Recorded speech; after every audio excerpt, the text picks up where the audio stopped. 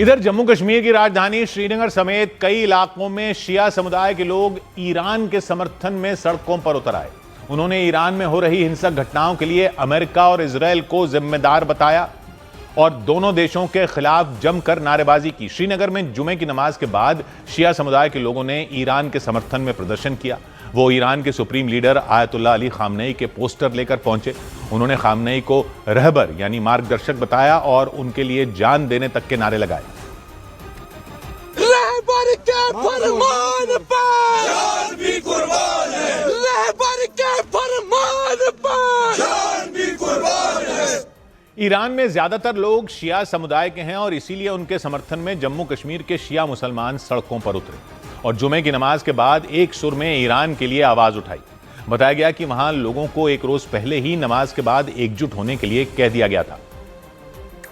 जो जम्मू कश्मीर शिया एसोसिएशन है उसके जो सदर है इमरान रजा अंसारी, उन्होंने कल शाम को ही कहा था कि जहां पर भी उनकी अंजुमन की जानिब से नमाज जुमा अदा किए जाएंगे, नमाज जुमा के बाद लोग सड़कों पर आएंगे।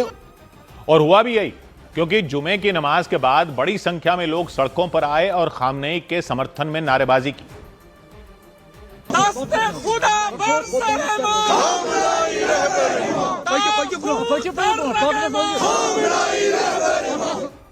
इस प्रदर्शन को देखते हुए जम्मू कश्मीर पुलिस ने पहले ही सख्ती बढ़ा दी थी। सुरक्षा के कड़े इंतजाम किए गए ताकि प्रदर्शन के दौरान कोई भी बवाल न होने पाए, क्योंकि श्रीनगर ही नहीं बल्कि जम्मू कश्मीर के कई इलाकों में ईरान के समर्थन में शिया समुदाय के लोगों ने मोर्चा खोला।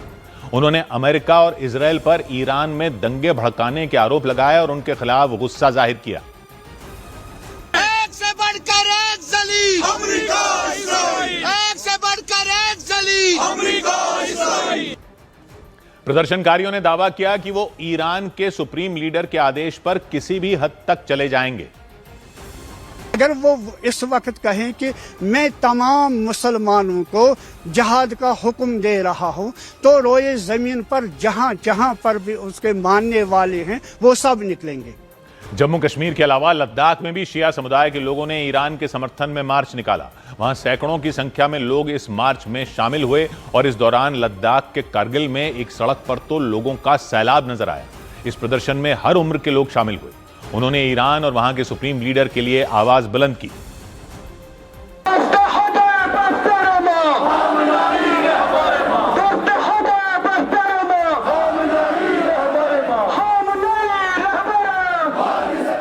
मार्च कर रहे लोगों की भीड़ जिन रास्तों से निकली वहां पैर रखने की भी जगह नजर नहीं आई। उन लोगों ने दुनिया के सभी देशों से अमेरिका और इजरायल के खिलाफ एकजुट होने की अपील की।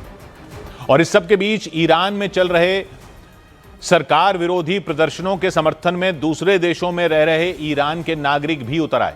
अमेरिका समेत यूरोप के कई देशों में रह रहे ईरान के लोगों ने मोर्चा खोल दिया। उन्होंने ईरान की सरकार को तानाशाही बताया और आरोप लगाया कि उसने महंगाई के मुद्दे पर छिड़े आंदोलन को कुचलने का काम किया, क्योंकि 28 दिसंबर से शुरू हुए विरोध प्रदर्शन के दौरान ईरान के कोने कोने में हिंसा की तस्वीरें सामने आईं।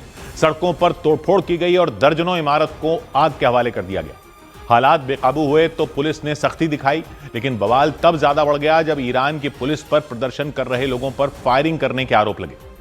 दावा है कि गोलीबारी में वहां सैकड़ों लोगों की जान जा चुकी है।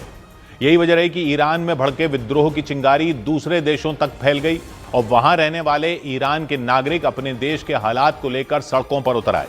यूरोप के देश जॉर्जिया की राजधानी तिबिलिसी में भी ईरान के लोगों ने प्रदर्शन किया।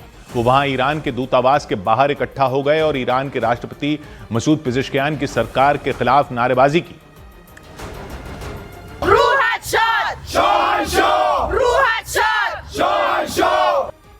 प्रदर्शन कर रहे लोगों ने ईरान की सरकार ही नहीं बल्कि वहां के सुप्रीम लीडर के खिलाफ भी नाराजगी जताई। कुछ लोग तो supreme leader Ayatollah Ali Khamenei की तस्वीरें जलाते दिखे। इससे भी हैरान कर देने वाली बात यह रही कि इस प्रदर्शन में ईरान के कट्टर दुश्मन इजरायल का झंडा भी दिखाई दिया। नारेबाजी कर रहे एक व्यक्ति उस झंडे को दोनों हाथों से पकड़े दिखाई दिए और इजरायल के झंडे के अलावा प्रदर्शनकारियों के हाथों में ईरान का वो झंडा भी दिखा जो राजवंश शासन के दौरान इस्तेमाल होता था, यानी साल 1979 से पहले के ईरान का झंडा, क्योंकि ईरान में साल 1979 तक राजवंश शासन चलता था, शाह का शासन चलता था। मोहम्मद रजा पहलवी शाह थे। प्रदर्शन कर रहे लोगों ने एक बार फिर ईरान में शाह के शासन लाने की मांग की। उनके हाथों में ईरान से निकाले जा चुके क्राउन प्रिंस रजा पहलवी की भी तस्वीरें दिखी। प्रदर्शन में शामिल एक महिला ने तो ईरान की बागडोर अमेरिका में रह रहे रजा पहलवी को सौंपने की मांग कर दी। The country is occupied by this tyranny for 47 years now, and we want our king back. प्रदर्शनकारियों ने जॉर्जिया की सरकार से अपील की कि अपने देश में मौजूद ईरान के दूतावास को फौरन बंद कर दें और अधिकारियों को बाहर का रास्ता दिखा दें। इधर अमेरिका ने दावा किया कि डोनाल्ड ट्रंप की चेतावनियों से डरे ईरान ने 800 लोगों की फांसी टाल दी। व्हाइट हाउस की प्रवक्ता के मुताबिक ईरान में सरकार के खिलाफ प्रदर्शन करने की वजह से उन 800 लोगों को मौत की सजा सुनाई गई थी और उन्हें फांसी के फंदे पर लटकाया जाना था, लेकिन दावा है कि ट्रंप की धमकियों और चेतावनियों की वजह से ईरान को बैकफुट पर आना पड़ा, क्योंकि अमेरिकी राष्ट्रपति ने दो टूक कह दिया था कि अगर ईरान ने अपने देश में प्रदर्शन कर रहे लोगों पर बर्बरता की तो उसके खिलाफ कड़ी कार्रवाई की जाएगी। ट्रंप ने मिलिट्री एक्शन के भी संकेत दिए थे। दावा है कि इसीलिए ईरान ने अपने कदम पीछे खींच लिए और प्रदर्शनकारियों को फांसी देने के फैसले पर रोक लगा दी। The president understands today that 800 executions that were scheduled and supposed to take place yesterday were halted. हालांकि ईरान के विदेश मंत्री ने बताया कि उनके देश में महंगाई के मुद्दे पर प्रदर्शन कर रहे किसी भी व्यक्ति को मौत की सजा नहीं सुनाई गई थी, मतलब वहां किसी को फांसी पर नहीं लटकाया जाना था। जबकि अमेरिका का दावा है कि उसकी सख्ती के बाद ही ईरान में प्रदर्शनकारियों पर हो रहे हमलों पर रोक लगी। व्हाइट हाउस की प्रवक्ता ने बताया कि 2 हफ्तों तक चले बवाल के बाद ईरान के हालात पटरी पर लौटने लग गए हैं, लेकिन उन्होंने यह भी साफ किया कि वहां की सरकार ने दोबारा निहत्थे लोगों पर अगर गोलियां चलवाई तो अमेरिका चुप नहीं बैठेगा। उन्होंने बताया कि डोनाल्ड ट्रंप ने ईरान पर कड़ी नजर बना रखी है। So the president and his team are closely monitoring this situation, and all options remain on the table for the president. मतलब व्हाइट हाउस की प्रवक्ता का दावा है कि हालात बिगड़े तो ट्रंप ईरान के खिलाफ सख्त से सख्त कदम उठा सकते हैं। हालांकि अमेरिका से मिल रही चेतावनियों पर ईरान ने भी पलटवार करने का मौका नहीं छोड़ा। उसने संयुक्त राष्ट्र के मंच से अमेरिका को ललकारा। ईरान की हिंसक घटनाओं को लेकर संयुक्त राष्ट्र सुरक्षा परिषद में बैठक बुलाई गई। वहां ईरान के प्रतिनिधि ने साफ किया कि उनका देश किसी से न तो तनाव चाहता है न ही टकराव चाहता है, लेकिन ईरान पर हमले की कोशिश की गई तो वो जोरदार जवाबी हमला करेंगे। Any act of aggression, direct or indirect, will be met with a decisive, proportionate and lawful response.